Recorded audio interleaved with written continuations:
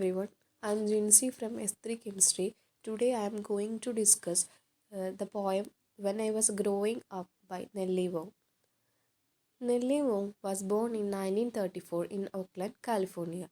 She was a poet and an activist for feminist and socialist causes. She is also an active member of Freedom Socialist Party. Her parents were Chinese immigrants. She studied creative writing in San Francisco University.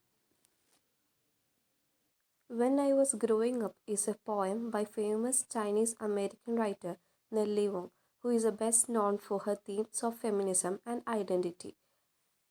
This poem is autobiographical and it clearly discusses the identity crisis faced by a young girl who lived in a dominant white society.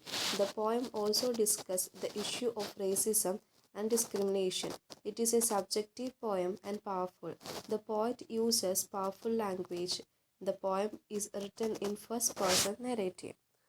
This poem is autobiographical and at the same time it represents the plight of all women immigrants in America. It talks about the writer's past and her journey from childhood to adolescence. With each passing stanza, there is a progression of time, attitude, and outlook.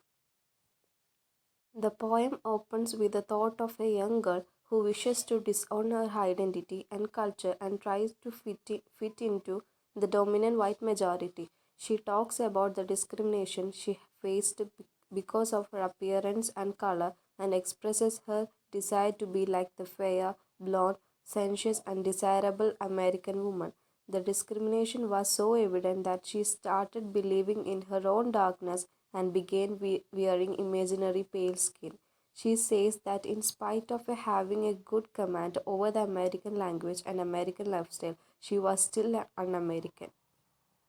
She compares her own people, that is, Chinese men in particular, and men from the East in general, to be white men, and feels that the former is inferior to the latter in all aspects. She says that she is ashamed of her people for their uncultured ways and habits. She then moves on to talk about the insensitivity of people who take her identity for granted. They call her Portuguese, Polynesian, and Philippines without the slightest concern for her feelings. All this led to a major shift in the poet's attitude and tone. She understands that however hard she may try, she is always the other for the whites. She accepts her ethnic identity and breaks the American stereotype of beauty. She yearns to run to her homeland where she can breathe freely and be her own self.